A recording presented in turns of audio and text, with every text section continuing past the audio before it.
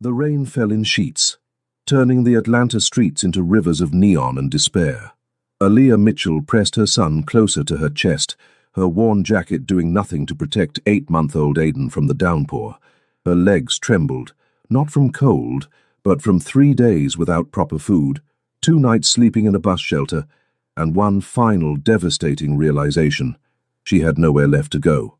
She didn't see the black Mercedes until it stopped beside her. Didn't register the power radiating from the man who stepped out, expensive suit darkening in the rain. She only saw his hand extending toward her, not with money, but with car keys. "Take it," Shin Kyung-jae said, his accented English carrying an authority that made even the storm seem to pause. "The car. It's yours now." Aaliyah stared at him, water streaming down her face, mixing with tears she didn't remember starting to cry. This man, this stranger with eyes like tempered steel and a presence that screamed danger, was offering her salvation. She didn't know then that accepting those keys would change everything, that the man walking away from his own car would become the only person who truly saw her, that in 3 weeks she'd be standing in his penthouse, watching him cradle her son with a gentleness that contradicted everything his world represented. She didn't know that he would become her everything. Aaliyah had learned to make herself small, invisible. It was a skill she'd perfected over 26 years of life. First as the shy girl in the back of overcrowded classrooms, then as the woman trying to disappear in a relationship that slowly consumed her whole, and now as a homeless mother trying to navigate Atlanta's streets without drawing attention. The library on Peachtree Street had been her sanctuary for the past week. Free Wi-Fi, bathrooms where she could clean Aiden and change his diaper, and most importantly, air conditioning that provided relief from Georgia's brutal summer heat. She'd spent hours applying for jobs on the public computers, her son sleeping in the baby carrier strapped to her chest, his small weight the only thing keeping her grounded. "Ma'am, we're closing in 15 minutes. Aaliyah looked up at the librarian, a kind-faced woman in her 50s who'd pretended not to notice that Aaliyah had been coming in every day, spending 8 hours at a time, always with the same bag of belongings that screamed homeless to anyone paying attention. "Thank you," Aaliyah said softly, already closing the browser windows, erasing evidence of her desperate job search. 23 applications sent today, not a single callback in 5 days. She gathered her things with practiced efficiency. The diaper bag that held everything Aiden needed, the backpack containing her own sparse possessions, 2 changes of clothes, toiletries, the documents she'd grabbed when fleeing Marcus 3 weeks ago, her phone with its cracked screen and 12% battery life, the $23 in her wallet that had to last until what? She didn't know anymore. Outside, the sky had darkened to an ominous gray-green. Thunder rumbled in the distance, and Aaliyah's heart sank. The weather app on her phone had predicted scattered showers. This looked like something worse. Aiden stirred against her chest, making the small sounds that meant he'd wake soon, hungry and needing attention. She had 2 bottles of formula left, 2 diapers. After that, don't think about after that. Just focus on right now. The first drops fell as she reached the bus shelter 6 blocks from the library. Within minutes, the scattered showers became a deluge, rain falling so hard it seemed to bounce off the pavement. Aaliyah huddled in the corner of the shelter, using her body to shield Aiden from the wind-driven spray. 3 weeks ago, she'd been a certified nursing assistant working at Grady Memorial Hospital. She'd had an apartment in Vine City, nothing fancy, but it was hers. She'd had a life that, while not perfect, had been stable. Then Marcus had shown up at her door at 2 a.m., high on something that made his eyes wild and his hands brutal. The police had been called, by neighbors, not her, because she'd been too busy protecting Aiden to reach her phone. When they'd arrived, they'd found Marcus with outstanding warrants. They'd also found drugs in the apartment, drugs Aaliyah had known nothing about, drugs Marcus had hidden there without her knowledge.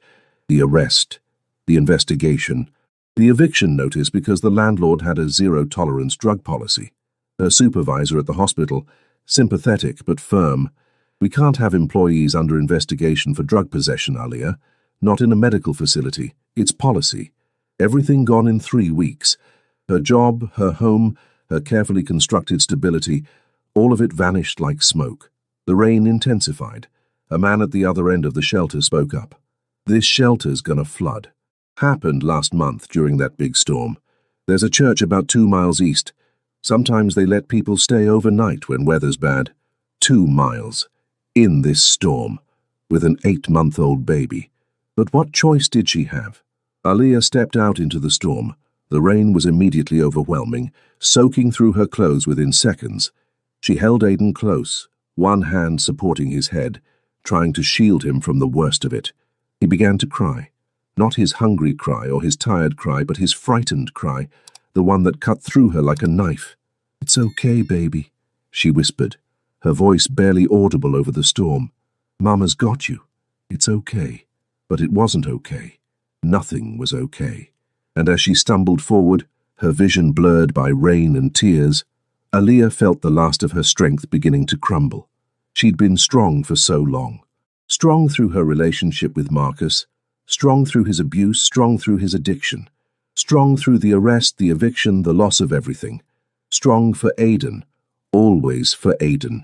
But everyone has a breaking point. Her foot caught on something and she stumbled, caught herself but barely. Aiden's cries intensified, and Aaliyah felt something inside her crack. Through the rain, she saw lights, a parking garage entrance. She stumbled toward it, her legs shaking, her lungs burning. Just a few more steps, a car pulled up beside her. Black, expensive, so out of place in this neighborhood that for a moment, Aaliyah wondered if she was hallucinating. The driver's side door opened, and Shin Kyung-jae stepped into her life. The first thing Aaliyah noticed about him was his stillness. Despite the storm raging around them, despite the rain that immediately began soaking his obviously expensive suit, he moved with an unhurried grace that suggested he'd never been at the mercy of anything in his life. The second thing she noticed was his eyes. Dark, intense, and fixed on her with a focus that made her feel suddenly, startlingly visible. "You need help." It wasn't a question. His accent was slight but present, adding an unexpected formality to his direct words. Aaliyah's pride, battered as it was, sparked to life. "I'm fine." His gaze dropped to Aiden, whose cries had become desperate whimpers. Then back to her face, water streaming down her cheeks. One eyebrow rose slightly, a gesture that somehow conveyed both disbelief and a hint of amusement. "You're not fine," he said it simply, matter-of-factly. "How long have you been on the streets?" The question, its directness, its lack of judgment, caught her off guard. "That's none of your business." 3 days, 4? He stepped closer and Aaliyah instinctively stepped back. Something flickered in his expression. He stopped, raising his hands slightly. "I'm not going to hurt you. I don't know you." "No," he agreed. "You don't." He reached into his jacket pocket and Aaliyah tensed, but he only pulled out a set of car keys. "But you need help, and I can provide it. Take the car." Aaliyah stared at him. "What?" "The car." He gestured to the black Mercedes idling beside them. "Take it. Drive somewhere dry, feed your baby, sleep. You can't just give me your car. I'm not giving it to you permanently. I'm lending it to you until you're stable." His tone was businesslike. "My driver will contact you tomorrow to arrange." "Why?" The question burst from her, sharp with suspicion and desperation. "Why would you do this? What do you want?" For the first time, something shifted in his expression. His jaw tightened almost imperceptibly. "What do I want? I want to get to the airport before I miss my flight, but I can't do that while watching a woman and her baby stand in the rain with nowhere to go." He stepped forward again, slowly. "I don't want anything from you, except for you to take care of your son." He held out the keys. They dangled between them, chrome and possibility, an offering that Aaliyah's practical mind screamed couldn't be real. But Aiden whimpered against her chest, and her arms ached from holding him for hours, and she was so tired she could barely think straight. "I don't understand," she whispered. "You don't need to understand." He took her hand, his touch surprisingly gentle, and placed the keys in her palm, closing her fingers around them. "Just take it. There's a bag in the back seat with supplies. Emergency kit. There's also cash in the center console. Use it." Aaliyah looked down at the keys in her hand, then up at his face. "I don't even know your name." He paused. something flickering across his face too quickly for her to read. Shin Kyung-jae. You can call me Kyung-jae. Aaliyah. Aaliyah Mitchell. Aaliyah, he repeated, and the way he said her name, careful, deliberate, like he was committing it to memory, sent an unexpected warmth through her chest. Take care of yourself and your son. He turned away, already on his phone, speaking rapid Korean. Aaliyah stood frozen for another moment before survival instincts kicked in. She moved to the car, fumbling with the door. The interior was immaculate, temperature controlled, dry, safe. Aaliyah carefully unbuckled Aiden from the carrier, and his cries immediately began to subside as warmth surrounded him. She grabbed one of the blankets from the back seat, cashmere, she realized with a start, and wrapped him in it. In the rearview mirror, she could see Kyung-jae standing in the rain, phone to his ear. A black SUV pulled up moments later, and he climbed in without a backward glance. Gone. Just like that. Aaliyah sat in the silence of the car, Aiden now sleeping against her shoulder, and tried to process what had just happened. The center console held exactly what he'd promised, $800 in crisp bills. There was also a business card, Lee Min-jun, executive assistant to Shin Kyung-jae. The bag in the back seat was an emergency kit, first aid supplies, bottled water, protein bars, a phone charger, even a prepaid cell phone. Real. This was all real, and for the first time in 3 weeks, Aaliyah felt something other than despair. She felt hope. The rain continued through the night, but Aaliyah was dry. She'd driven to a 24-hour Walmart parking lot and simply existed in safety for the first time since losing her apartment. She'd fed Aiden, changed him, even managed to clean herself up a bit. As dawn broke over Atlanta, Aaliyah pulled out the business card. With shaking fingers, she dialed the number. Lee Min-jun speaking. Hi, my name is Aaliyah Mitchell. Shin Kyung-jae told me to call this number. Ah, yes, Miss Mitchell. I've been expecting your call. How are you and your son this morning? The question, delivered with genuine concern, nearly undid her. We're okay. Dry, safe, excellent. Mr. Shin asked me to assist you in finding temporary housing and employment. If you're amenable, I'd like to arrange a meeting this morning to discuss options. Aaliyah's grip tightened on the phone. I don't understand why he's doing this. A pause. Mr. Shin values helping those in difficult circumstances. He believes everyone deserves a chance to rebuild. If you're willing to accept his assistance, I assure you there are no ulterior motives. Sometimes you had to take a leap of faith. Okay, Aaliyah said softly. Where should I meet you? The address led to a Buckhead office building that screamed wealth and power. Min-jun turned out to be impeccably dressed with kind eyes.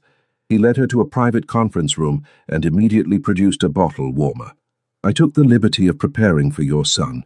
There are also supplies in the corner. Diapers, wipes, formula. Aaliyah's eyes stung. Thank you. Now then, let's discuss your situation. Mr. Shin has authorized me to assist with several immediate needs, temporary housing, employment placement, and childcare arrangements. Why is he doing this? Min-jun's expression softened. May I speak candidly? Mr. Shin has considerable resources. He also has a strong sense of justice. When he sees someone struggling despite their best efforts, someone who's fallen victim to circumstances beyond their control, he believes in providing opportunity. Not charity, opportunity. He doesn't even know me. He knows enough. You were standing in the rain, protecting your child, refusing to give up. That tells him everything he needs to know. Min-jun leaned forward. He's offering you a hand up, Miss Mitchell, not a handout. The question is whether you're willing to accept it. Aaliyah looked down at Aiden. What exactly is he offering? A studio apartment in a safe neighborhood, paid for 3 months up front. Assistance with job placement. I have connections with several hospitals, childcare arrangements, and this. He slid a document across the table. A contract stating explicitly that there are no expectations beyond your agreement to use this assistance to rebuild your life. Aaliyah read through the document carefully. It was straightforward, with no hidden clauses. At the bottom was a space for her signature. Sometimes you had to take the leap. Where do I sign? The apartment was small, but to Aliyah it might as well have been a palace. It had walls, a door that locked, a bed, a place that was hers, even if only for 3 months. The first night, she'd sat on the floor and cried. By Friday, 1 week after Shin Kyung-jae had handed her his car keys, Aliyah had a job offer at Piedmont Atlanta Hospital and a spot secured for Aiden at Little Scholars Daycare. She hadn't seen Kyung-jae again. Min-jun handled everything with professional efficiency. The Mercedes sat in the apartment parking lot, and though Min-jun had offered to have it picked up, he'd suggested she keep it for transportation. Slowly, day by day, she began to believe it might last. Her first day of work arrived. The shift was intense, 12 hours of back-to-back patients, organized chaos. But it was also familiar, comfortable. Despite the exhaustion, Aliyah felt something she hadn't felt in months. Purpose. She was picking Aiden up from daycare, running late because her shift had gone over, when she saw the black SUV parked near the entrance, the same one that had picked up Kyung-jae that rainy night. When the back door opened and Shin Kyung-jae stepped out, Aliyah's breath caught. He looked different than she remembered, still impeccably dressed, this time in all black, but there was something in his posture that seemed less controlled, more human. Their eyes met across the parking lot. Then Kyung-jae crossed the distance between them in long, purposeful strides. Aliyah, Kyung-jae. Her voice came out steadier than she felt. I didn't expect to see you here.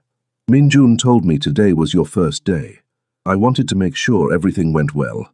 It went well, she said. Thank you for everything. You don't need to thank me. He glanced toward the daycare center. Your son. How did he do? According to Mrs. Chen, he cried for 5 minutes, and then spent the rest of the day being the most charming baby she's ever met. Like his mother. The comment made her blink. I don't... What? But Kyung-jae was already moving past her toward the entrance. Come. We should get him before they close. Inside, Mrs. Chen greeted them with Aiden in her arms, but when the baby's gaze landed on Kyung-jae, something unexpected happened. Aiden smiled, not his usual polite baby smile, but a genuine, delighted grin. He reached out his small hands toward Kyung-jae, making the grabbing motion that meant pick me up. Mrs. Chen laughed. Well, now seems like someone made a friend. Kyung-jae looked momentarily frozen. Then, carefully, almost reverently, he reached out and took Aiden from Mrs. Chen's arms. The baby settled against his chest immediately, small hands patting Kyung-jae's shirt, babbling happily. And Kyung-jae, this powerful man who moved through the world with such controlled authority, looked down at Aiden with an expression of such unguarded tenderness that Aliyah felt her heart skip. He's beautiful, Kyung-jae said quietly. How old? 8 months. His name is Aiden. Aiden, Kyung-jae said it carefully, testing the name. Then, in Korean, Annyeong Aiden. The baby giggled, clearly delighted. Do you have children? Aliyah asked. Kyung-jae didn't seem offended. No, I've never...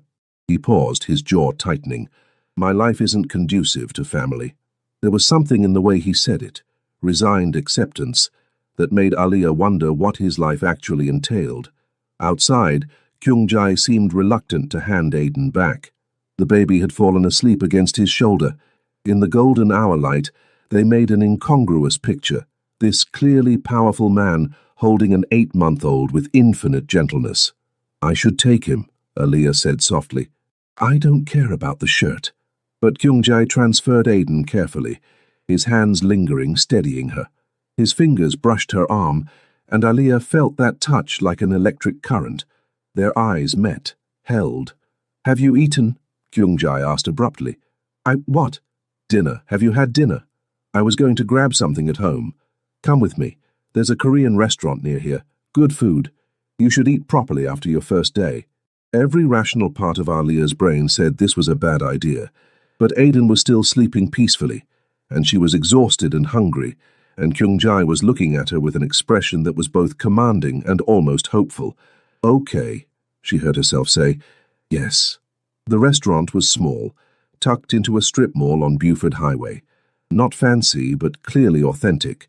The staff looked shocked to see Kyung-jae walk in, slightly terrified even. The owner, an elderly Korean woman, rushed over immediately, bowing and speaking in rapid Korean. Kyung-jae responded gently but firmly. The woman's eyes kept darting to Aliyah and Aiden, confused and concerned. Finally, she nodded and led them to a private room in the back. "Is everything okay?" Aliyah asked as they settled in. "Fine. She was just surprised to see me here with—" He paused. "Company. You don't usually bring dates to hole-in-the-wall Korean restaurants." The word date hung in the air. Kyung-jae's expression remained neutral, but something flickered in his eyes. "I don't date." "Oh." Aliyah wasn't sure why that disappointed her. "Then what is this?" "Dinner with someone I'm concerned about. You worked 12 hours on your first day back. You need proper nutrition." It was practical, logical, completely devoid of romantic implication. So why did it feel intimate? The owner returned with banchan and took their orders. Kyung-jae ordered in Korean, occasionally glancing at Aliyah to gauge her preferences. "How do you know what I want?" she asked. "I pay attention." He poured her water. "You mentioned in the car, when you called Min-jun, that you hadn't eaten properly in days.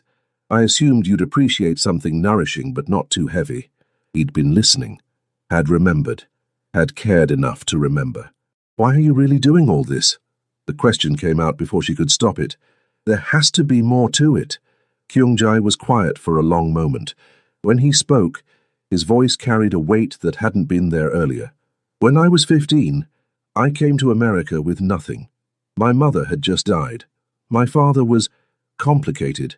I spent 6 months living in a basement room in Flushing, working illegal jobs, barely surviving." He met her eyes. "Someone helped me.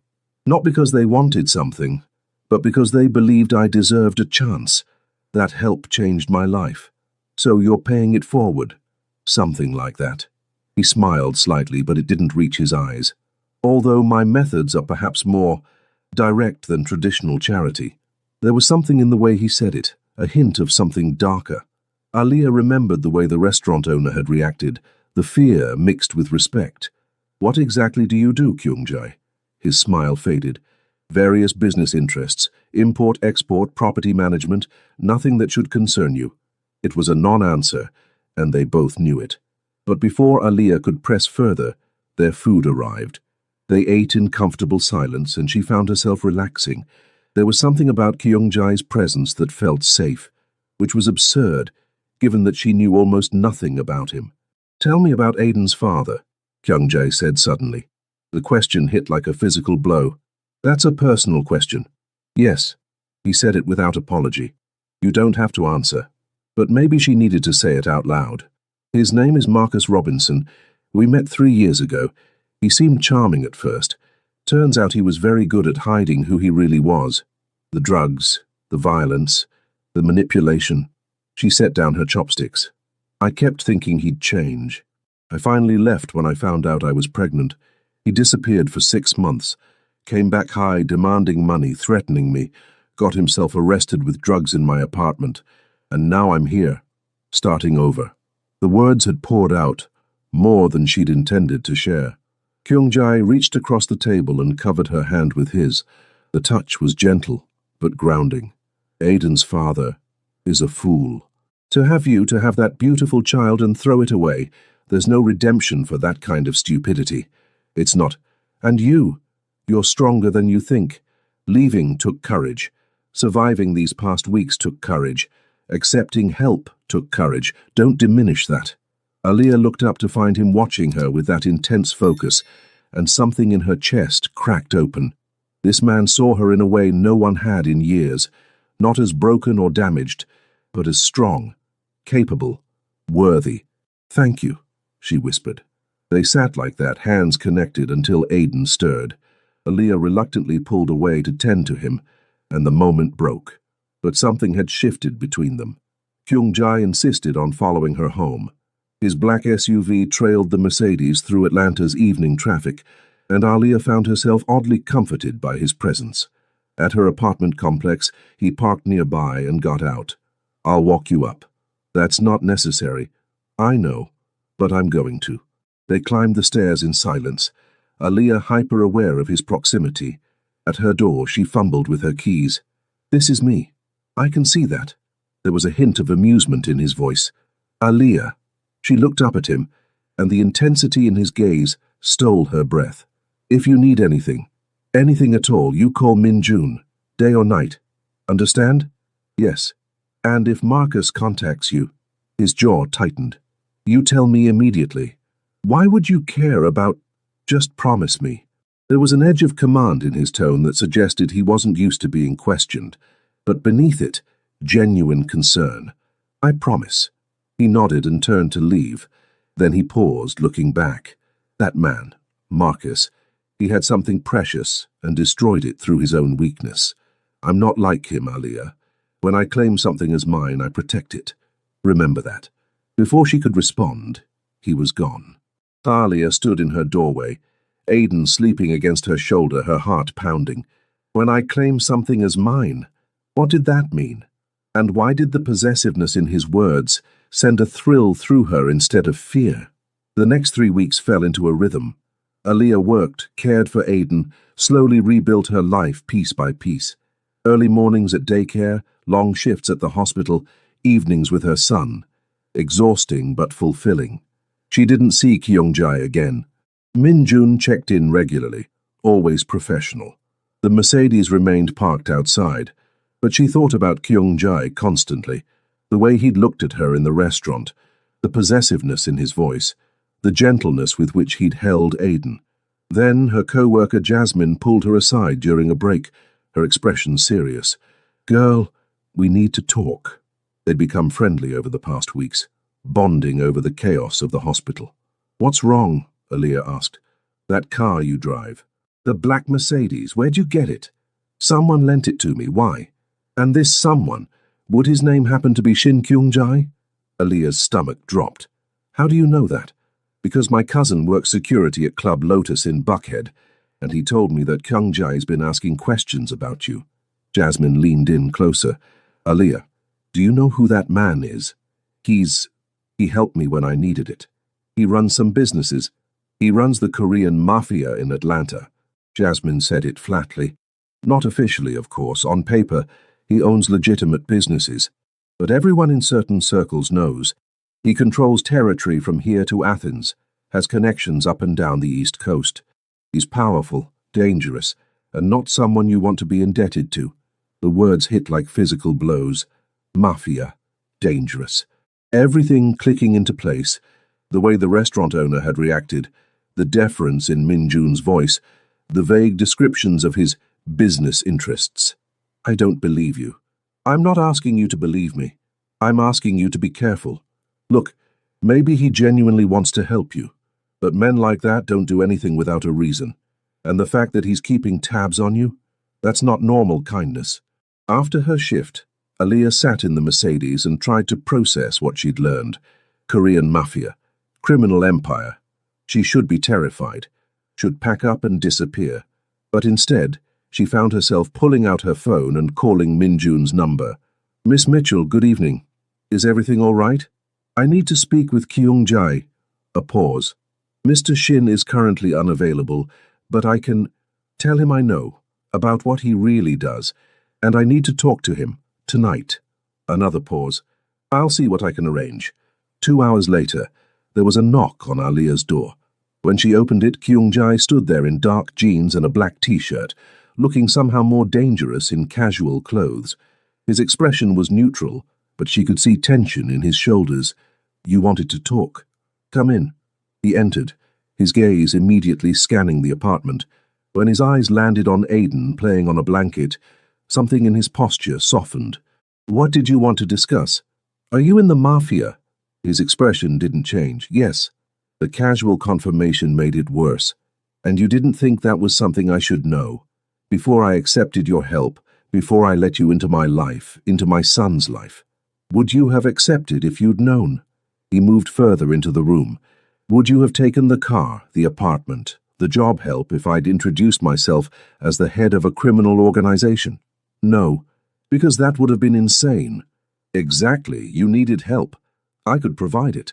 My professional activities have nothing to do with you. They have everything to do with me now. I'm living in an apartment you're paying for, driving a car registered to you. The money came from legitimate business holdings. I own restaurants, property, import companies.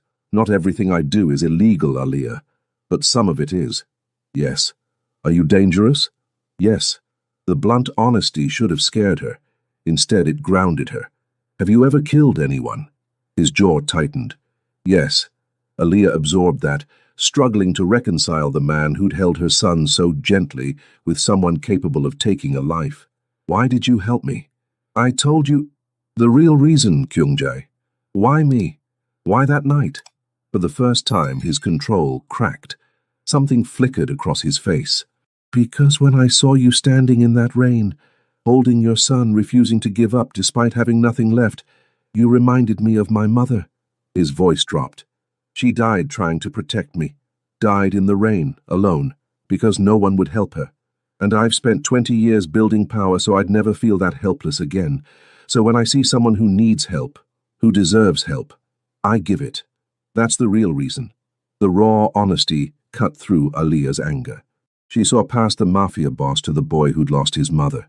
The boy who'd been alone and scared, just like she'd been. I'm sorry about your mother. He shook his head. I don't want your pity. I want your understanding. What I do, yes, some of it is illegal. But I also protect people. Koreans who come here with nothing, who get exploited, who need someone with power on their side.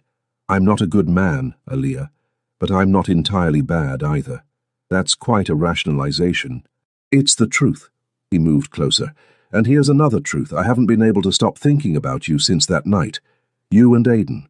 I tell myself it's just concern. But that's a lie. What are you saying? I'm saying that I want you to stay away from me, because getting involved with me puts you at risk. My enemies, my business associates, none of it is safe for you or your son. The smart thing would be for me to maintain distance. That sounds logical. It does. His hand came up, fingers ghosting along her jaw. But I've never been good at doing what's logical when it comes to things I want. The touch sent electricity through her. Aaliyah should step back, should remember all the reasons why this was terrible. Instead, she leaned into his touch.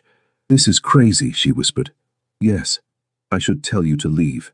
Yes, I should want nothing to do with you. You should. His thumb brushed her cheek. But do you? The answer was undeniable. She'd felt it that first night, had felt it growing during their dinner, during every moment thinking about him. No, she admitted, I don't want you to leave. Something fierce and possessive flashed in his eyes. Aaliyah! A sharp cry interrupted them. Aiden had knocked over his toy and started to fuss. The moment broke and Kyung-jae stepped back as Aaliyah moved to comfort her son. She picked Aiden up, soothing him, and when she turned back, Kyung-jae was watching them with an expression of such longing it made her chest ache. You should go, she said softly, even though every part of her protested. We both need to think about this. You're right. But he didn't move. 1 week. Give me 1 week to handle some business, to ensure that if we do this, if we start something, I can protect you both. Can you do that? And then what? Then I'm going to claim you as mine, Aaliyah Mitchell, properly, completely. And once I do that, nothing and no one will ever hurt you or your son again. That's a promise. The possessiveness should have alarmed her. Instead, it sent warmth flooding through her chest. 1 week, she agreed. He crossed to her in 2 strides, pressed a kiss to her forehead, gentle, reverent, and then was gone. Aaliyah stood holding Aiden, her heart racing. She'd just agreed to get involved with a Mafia boss. It was insane, reckless, probably the worst decision she'd ever made. But as she looked down at Aiden, who'd stopped crying and was smiling, Aaliyah couldn't bring herself to regret it. For the first time in her life, someone saw her, really saw her, and was willing to burn down the world to keep her safe. The week passed with agonizing slowness.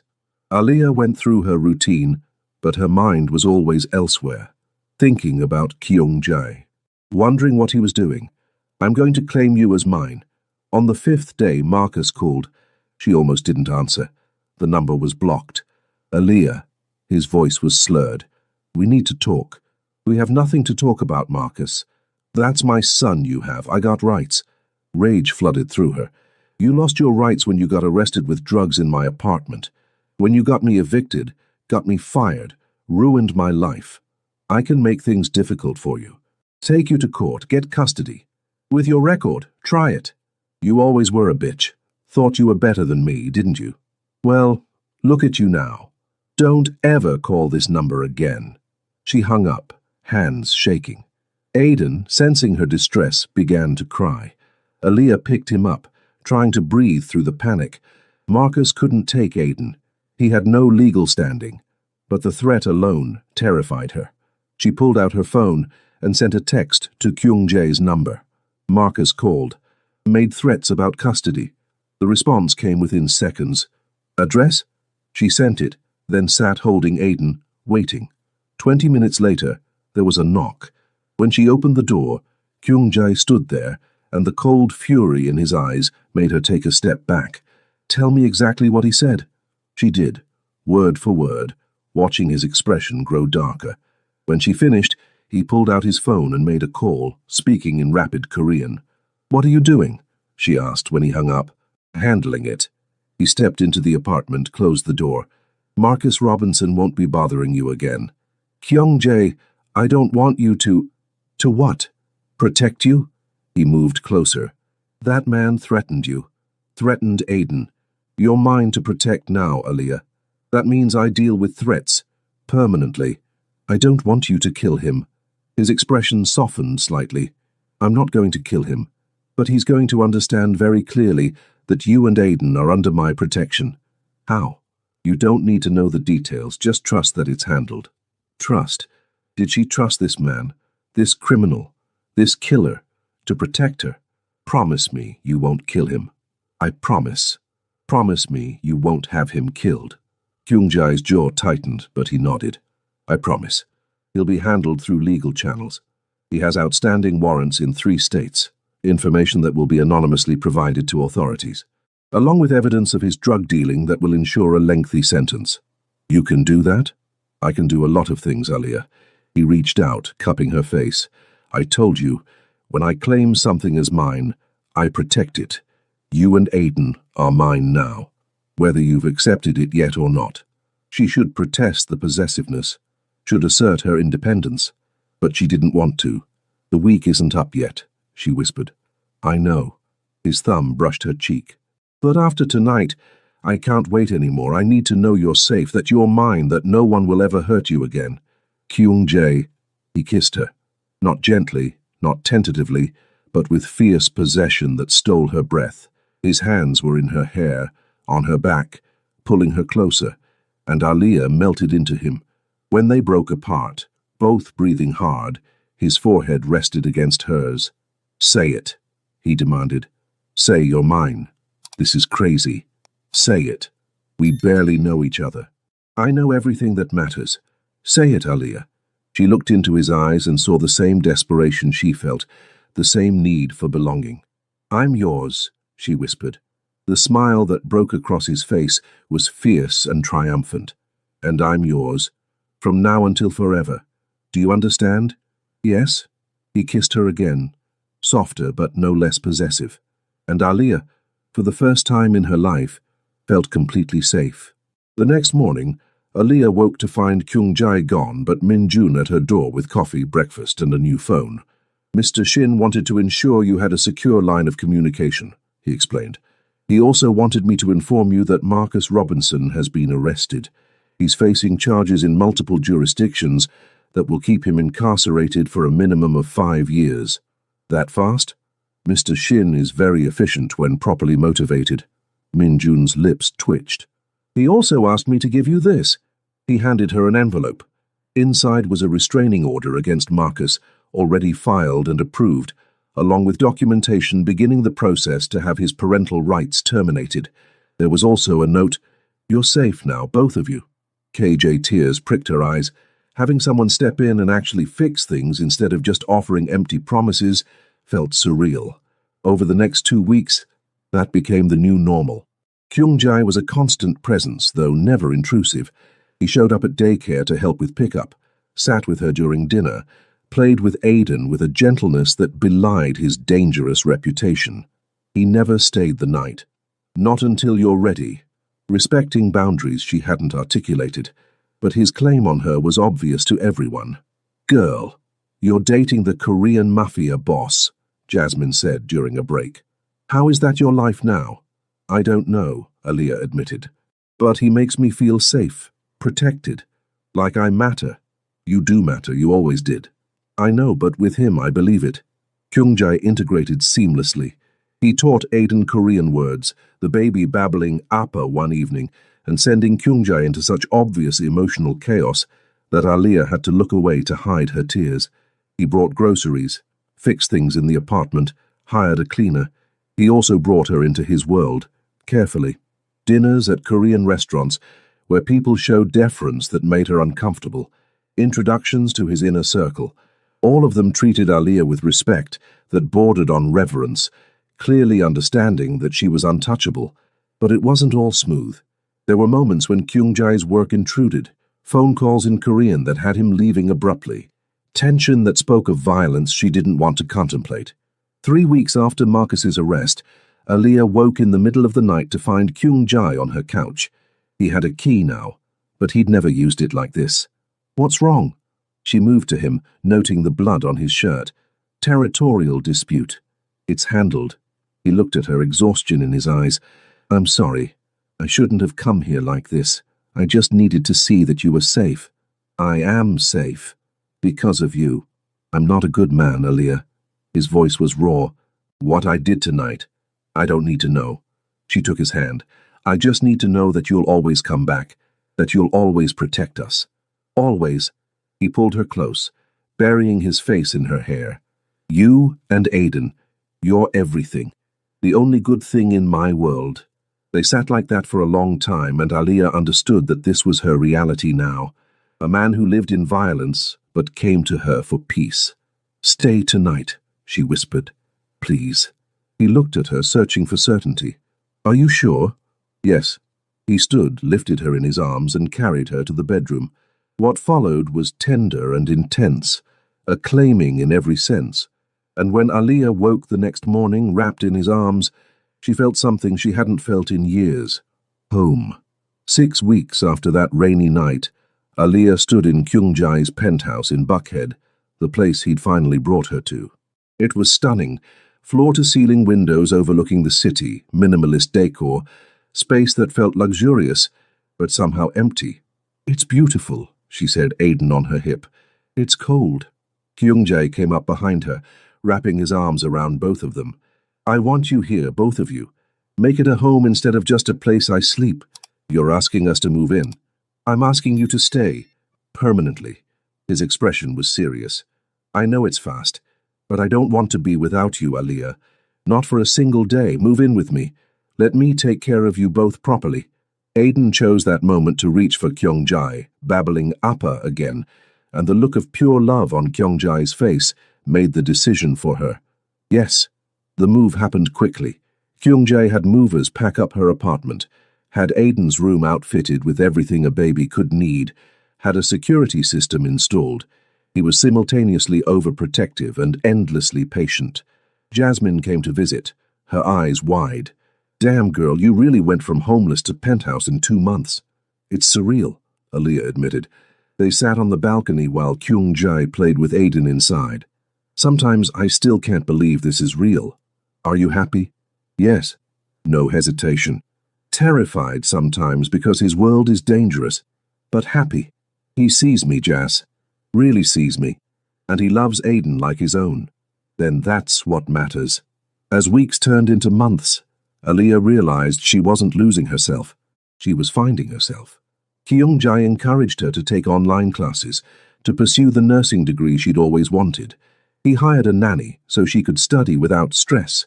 He celebrated every victory like it was monumental, and in return, she gave him something he'd never had: a family, a reason to come home, a soft place to land. It wasn't perfect.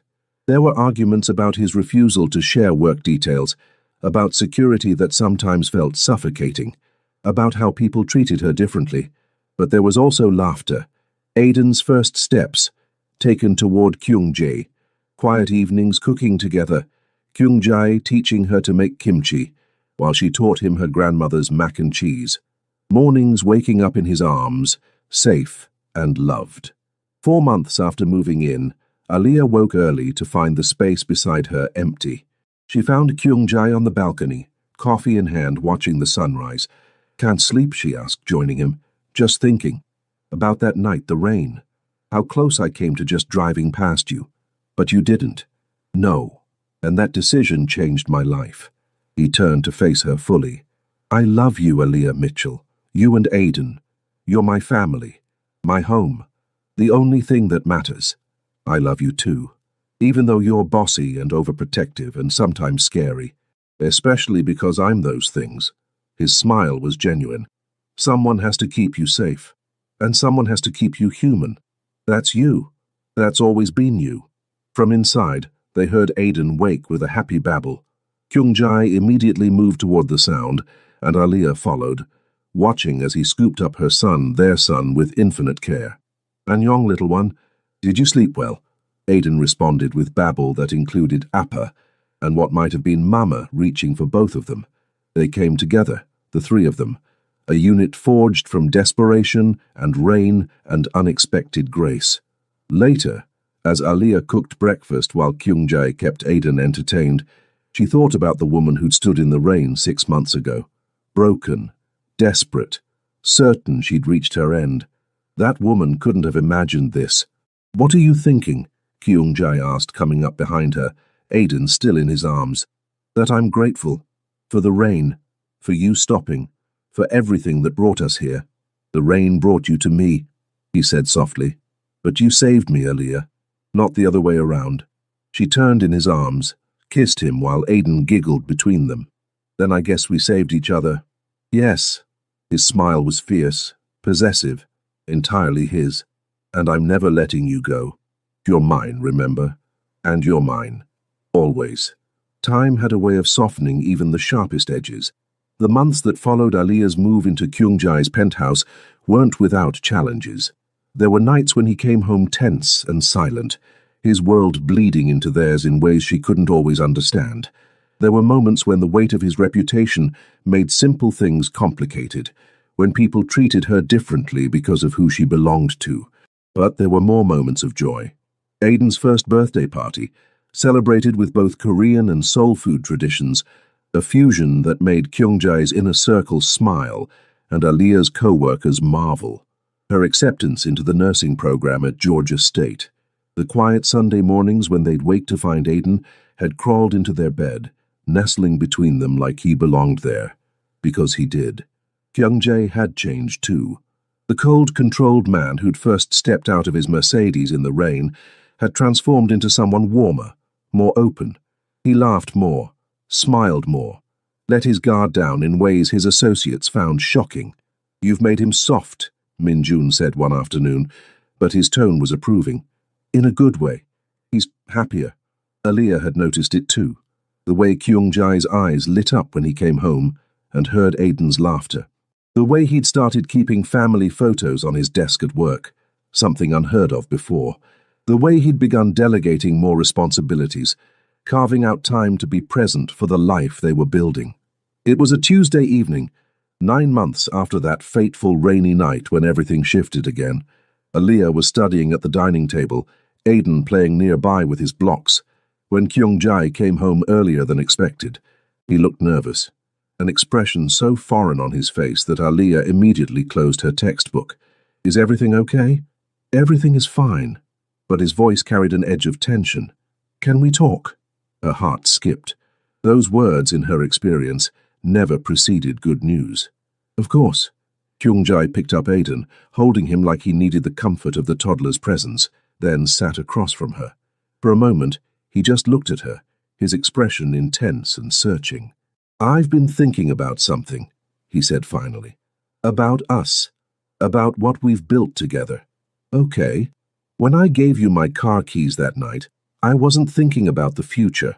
I was thinking about that moment, about helping someone who needed it.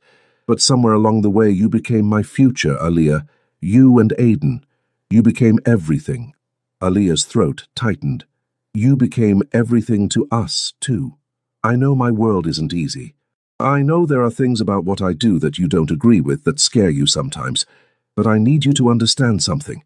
He shifted Aiden in his arms, the toddler content to babble and play with his collar. I would burn it all down for you. The empire, the power, all of it. If you asked me to walk away, I would. I'm not asking you to. I know, but I want you to know that you could, that you have that power over me. His jaw tightened. You're the only person in the world who does. The vulnerability in his admission made her chest ache. This man, who commanded respect through fear and power, was laying himself completely bare. I don't want you to burn anything down, Aaliyah said softly. I just want you to come home every night safe to us. I can do that. He stood, Aiden still in his arms, and moved around the table to kneel beside her chair. But I want to make sure you come home too. Officially, permanently. Her breath caught as he shifted Aiden to one arm and reached into his pocket with the other, pulling out a small velvet box. Marry me, Aaliyah. The words were half command, half plea. Let me give you my name. Let me make Aiden officially mine. Let me spend the rest of my life making sure you never have to stand in the rain alone again. He opened the box to reveal a ring that stole her breath, a perfect diamond, surrounded by smaller stones that caught the light and threw rainbows across the table. Kyung-jae, I know it's fast by normal standards. I know we've only been together for 9 months, but I've never been more certain of anything in my life. His free hand found hers, gripping tight. You're mine, Aaliyah. You've been mine since that night. I just want to make it official. Aiden, as if sensing the importance of the moment, reached out and patted both their faces, babbling happily. It broke the tension, made them both laugh through the tears that had started streaming down Aaliyah's cheeks. Yes, she whispered. Then louder. Yes, yes, I'll marry you. The smile that broke across Kyung-jae's face was pure joy. He stood, pulling her up with him, and kissed her with Aiden squeezed between them, the toddler giggling at being part of their embrace. When they broke apart, Kyung-jae slid the ring onto her finger with shaking hands. It fit perfectly, of course it did. He'd probably measured her finger while she slept, the overprotective, thorough man that he was. There's one more thing, he said, his tone shifting to something more serious. I've started the adoption process for Aiden. I want to be his father legally, not just in practice. I know his biological father's rights are being terminated, and I want to make sure that when that happens, I can step in immediately. Aaliyah had known this was coming. They'd discussed it before. But hearing him say it so definitively, seeing the determination in his eyes made it real. He already calls you Appa, and I want that to be official. I want him to have my name. I want both of you to have my name. His grip on her hand tightened. I want the world to know you're my family. We are your family. Then let's make it official. Marry me soon, Aaliyah. I don't want to wait. She laughed through her tears. How soon? Tomorrow, if I could arrange it. He was only half joking. But I know you'll want something proper, something beautiful. So you tell me, how long do you need to plan the wedding you want? Aaliyah thought about it. Thought about the big wedding she'd once imagined as a girl, with hundreds of guests and elaborate decorations. Then she thought about what actually mattered.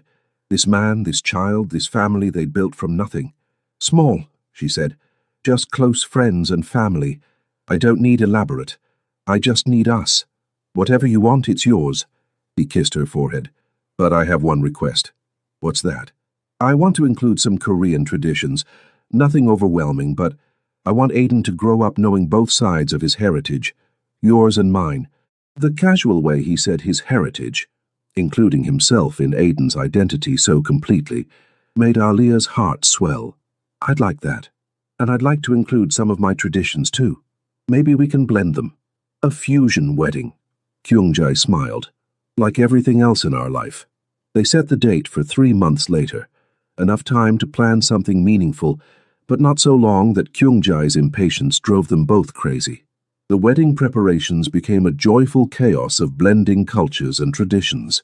Kyung-jae's family in Korea, distant cousins and aunts he'd barely spoken to in years, were shocked to hear about his engagement. Even more shocked when they learned his fiancée was a Black American woman with a child. But Kyung-jae handled it with his usual directness. She's the woman I'm going to marry. If you can't be happy for me, then don't come. Most of them came. Curiosity, if nothing else, drew them to Atlanta. Aaliyah's own family situation was simpler. Her mother had passed years ago, her father was absent, but she had aunts and cousins scattered across Georgia who were thrilled to see her so happy. They embraced Kyung-jae warily at first, this powerful, intense Korean man who'd swooped into Aaliyah's life, but won them over by the way he treated her and Aiden. "That man looks at you like you hung the moon," her Aunt Regina said during a fitting for Aaliyah's dress, "and he treats that baby like gold.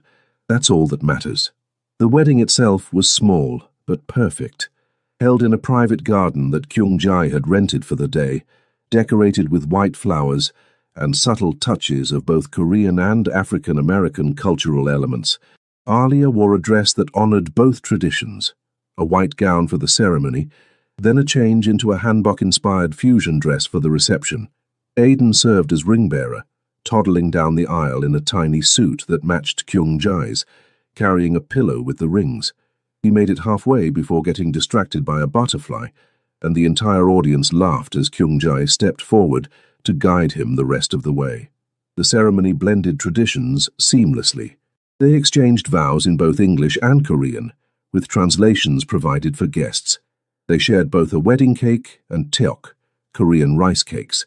The music was a mix of R&B and K-pop, soul food alongside Korean dishes. But the most powerful moment came during Kyung-jae's vows.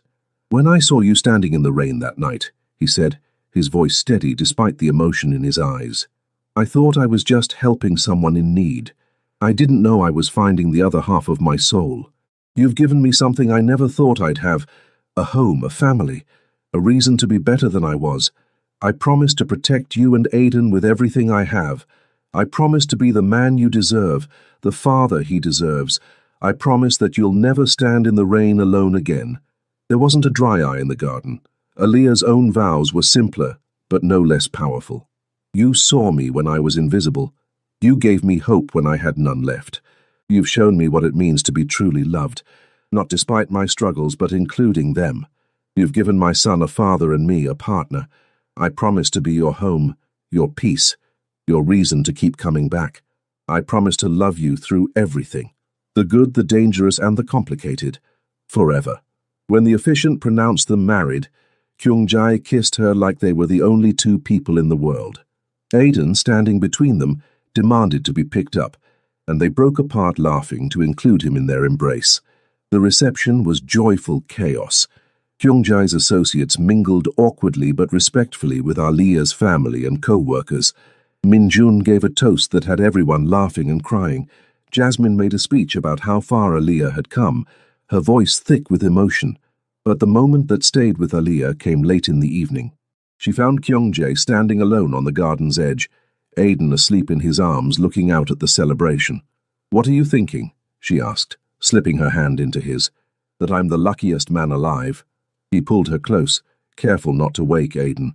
"That I almost drove past you that night. That everything could have been so different. But it wasn't. You stopped. You saved us." "You saved me," he corrected. "You gave me a reason to be more than what I was."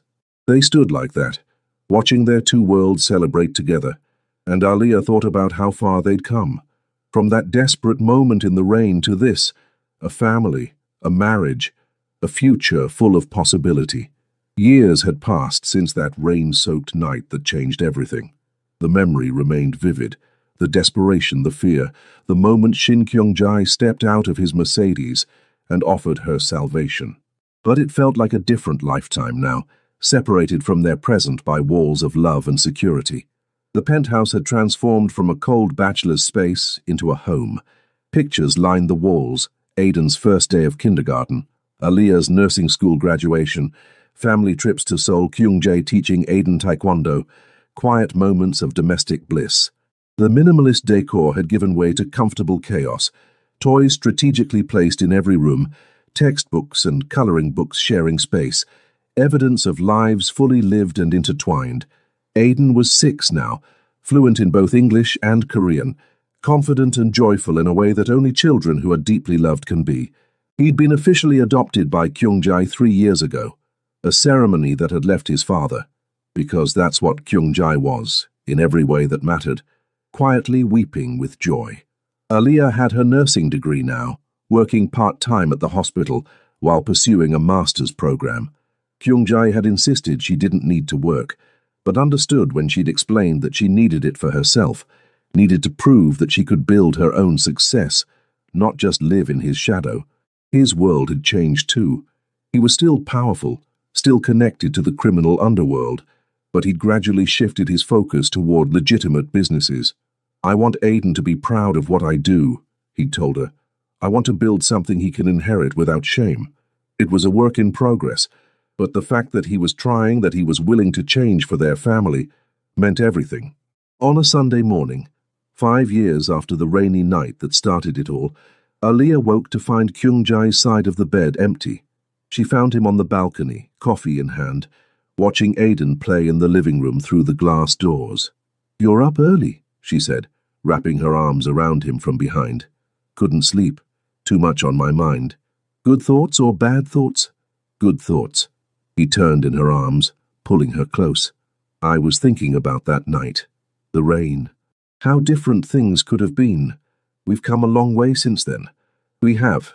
He cupped her face, his touch achingly familiar after all this time. "You've given me everything, Aaliyah. A son, a home, a reason to be better. I never knew I could be this happy." Neither did I. I was so lost that night, so convinced everything was over. But it wasn't. It was just beginning. Inside, they heard Aiden call out, "Appa, Mama, come look what I built." They exchanged smiles and went inside to admire the elaborate castle their son had constructed from blocks, praising his work with the enthusiasm only parents can muster. Aiden beamed, then launched into a story about the castle's inhabitants, a blend of Korean folklore and his own wild imagination. Later, as they prepared breakfast together, Kyung-jae making kimchi jjigae while Aaliyah worked on pancakes, she watched him move around the kitchen with Aiden on his hip, patient and loving, and marveled at how far they'd come. "I love you," she said suddenly. Kyung-jae looked up, surprised by the declaration. Then his expression softened. "I love you too, always. No matter what? No matter what." He set Aiden down and crossed to her, pulling her into his arms despite the spatula still in her hand and the pancake burning slightly on the griddle. "You're mine, Aaliyah Shin, until the end of time." She laughed at the possessiveness that never quite left his voice even after years of marriage. "And you're mine, always." They stood like that, wrapped in each other, while Aiden played and breakfast cooked, and the sun rose over Atlanta's skyline. A family forged from desperation and rain, and an unexpected moment of grace. Somewhere in the city it was probably raining. Another storm, another person struggling, another story unfolding. But here, in this moment, they were safe. They were home. They were exactly where they belonged, and that was all that mattered.